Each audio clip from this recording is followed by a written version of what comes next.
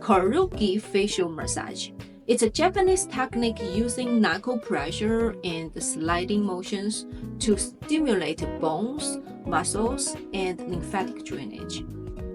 It can help us lifting sagging skin and reshaping the jawline, reducing puffiness by boosting lymph flow, relaxing face muscles, and improving circulation for collagen production. But you also need to pay attention. If you have sensitive skin or facial wounds, you should skip it. You can keep pressure firm but painless. Don't overdo it. The last one is don't do it if you had facial surgery. Stay tuned for the demo.